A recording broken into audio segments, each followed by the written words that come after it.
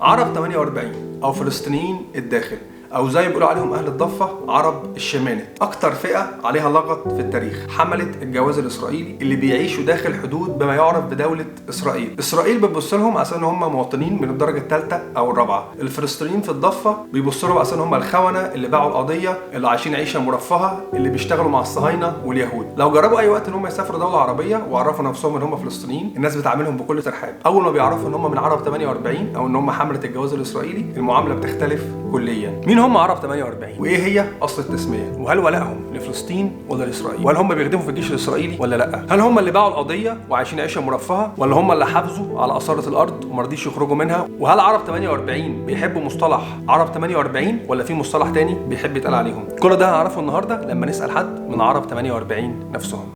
ايه الاخبار، عامله ايه؟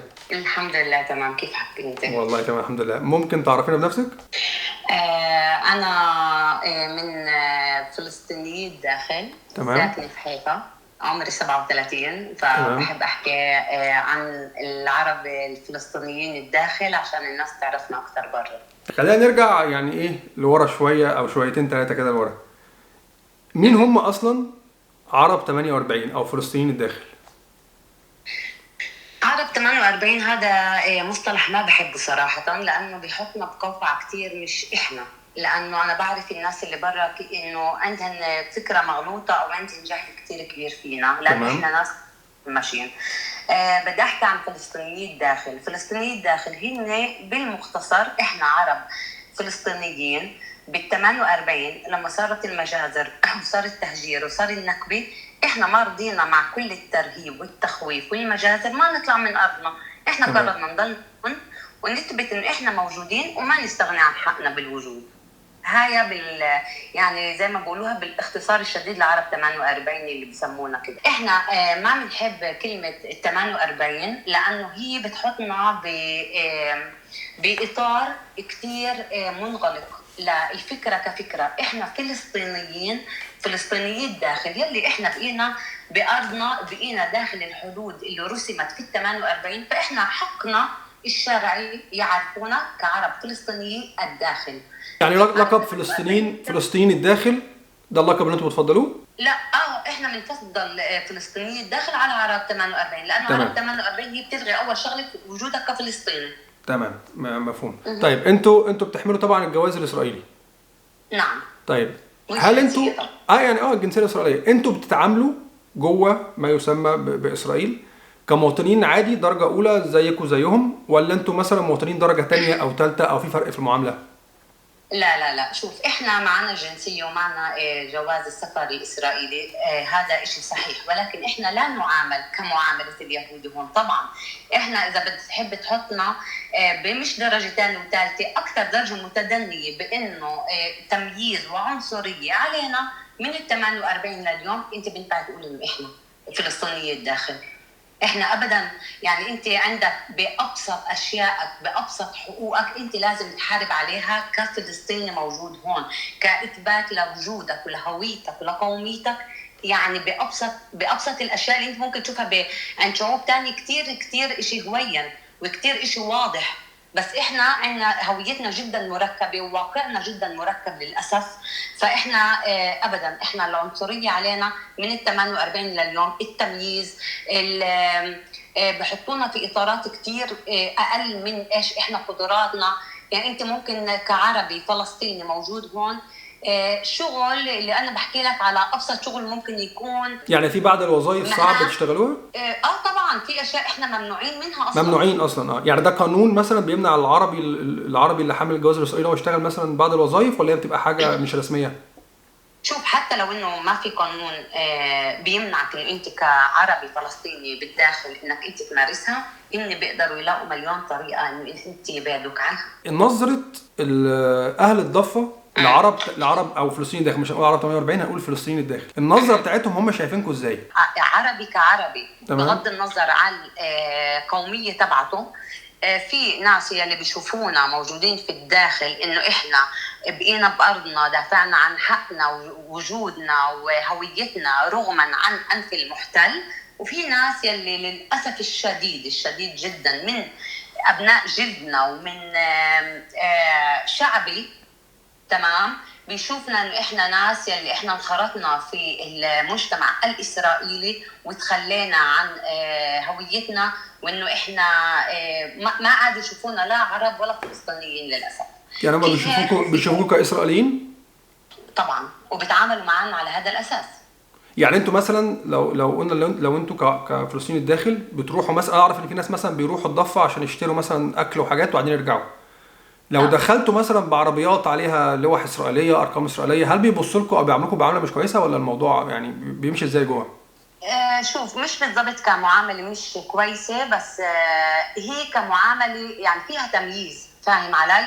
يعني انت لما انت بتروح كعربي فلسطيني داخل على الضفه، في ناس اللي بيتعاملوا معك كمان مره، عشان هيك انا حكيت وعممت، في ناس اللي بيتعاملوا معك انك انت ابن بلده، وفي ناس بيتعاملوا معك على انه استغلال لفكره انه انت واصلهن من اسرائيل.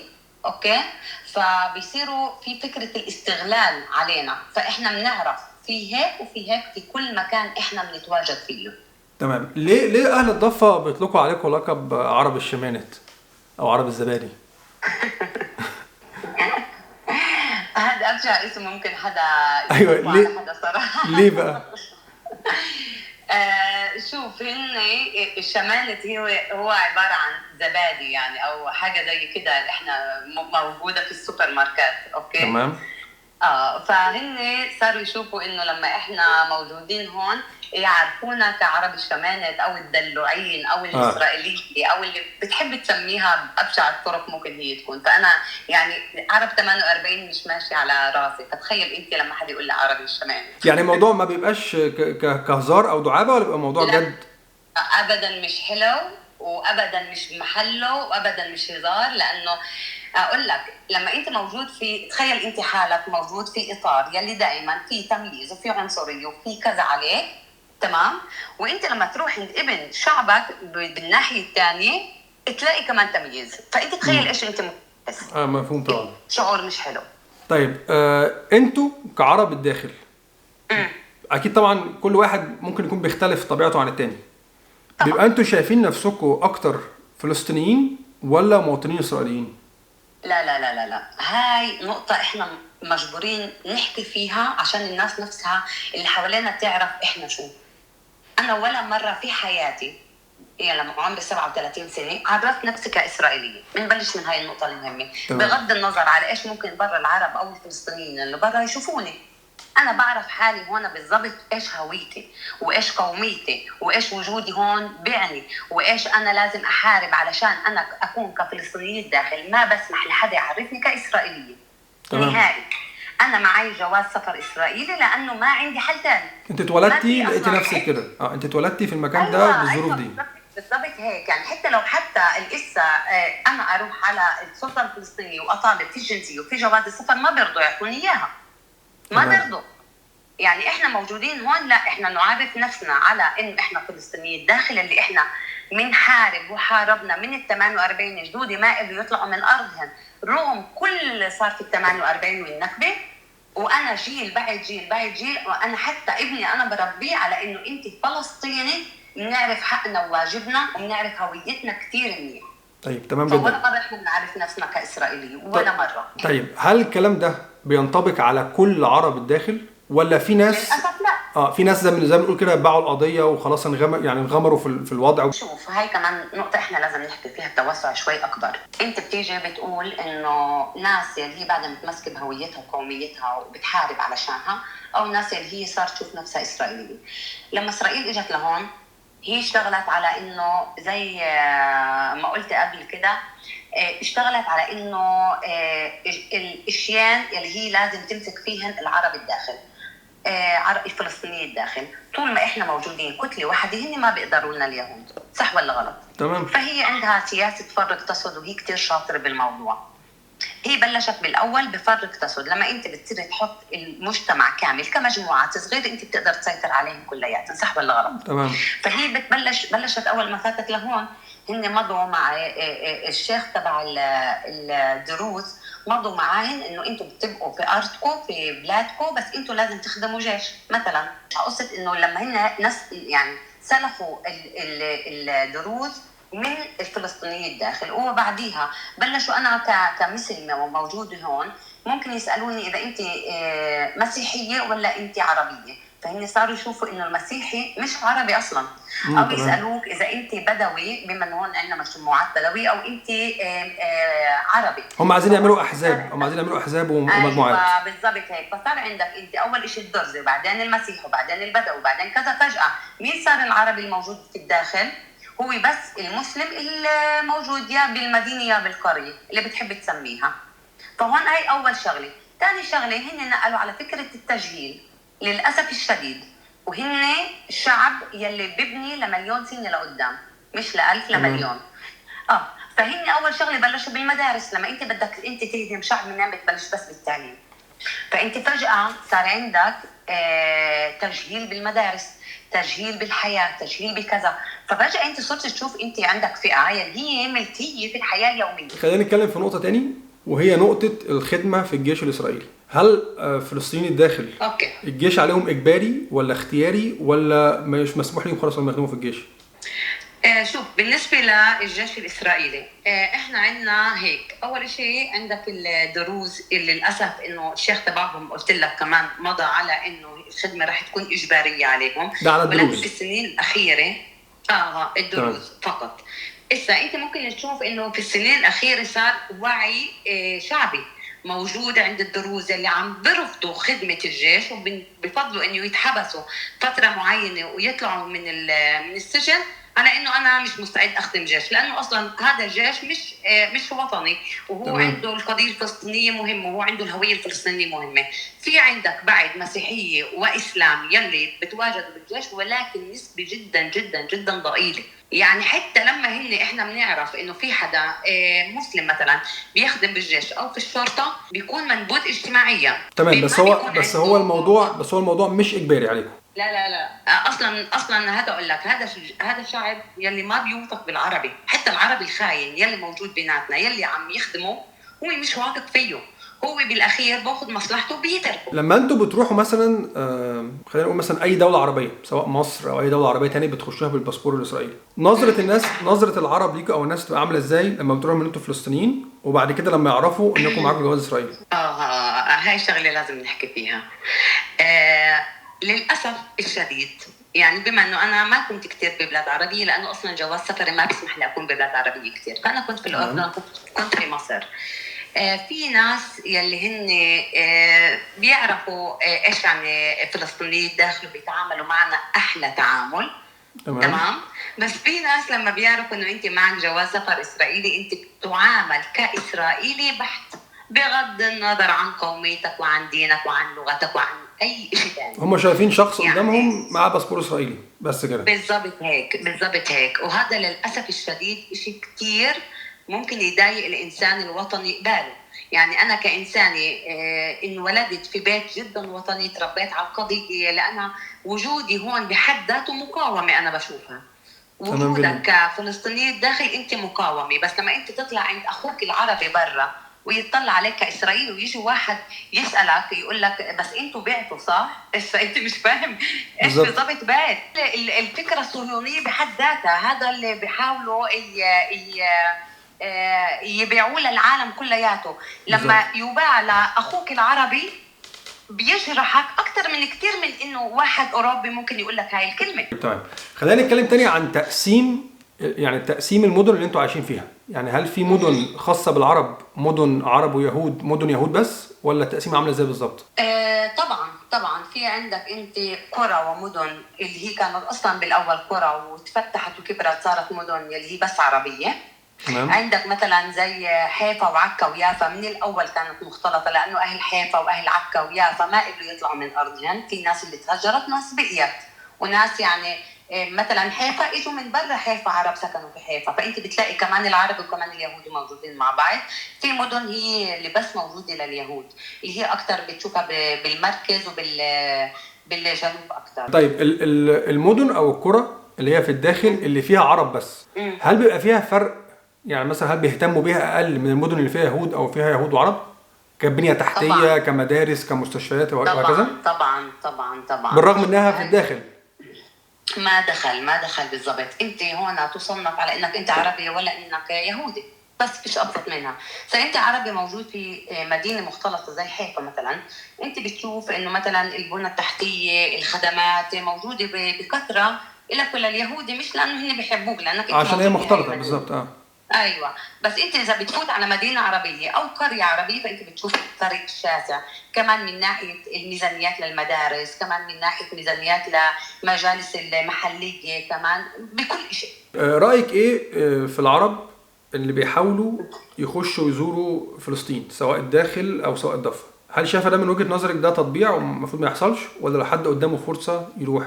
بنتكلم عن العرب بشكل عام، سواء معاه جنسيه تانية او معاه جنسيه عربيه بس. شوف كمان شغله هاي احنا كمان انا بحب احكي فيها كتير كمان.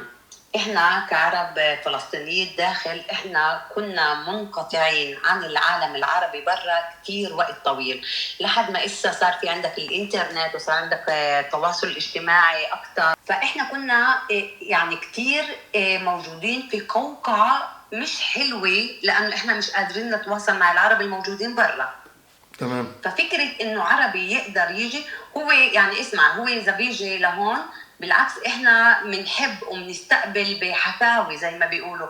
يعني انت نفسك لما انت جيت على فلسطين الداخل، انت كيف استقبلوك الناس الموجودين طبعا هون؟ الناس كيف لما عرفوا انك انت اصلا مصري وواصل لعنا؟ بالنسبة لنا يعني شو بدي احكي لك، صعب وصفها. بالعكس يعني انت مش شايفاها تطبيع والناس المفروض ما تجيش والكلام ده؟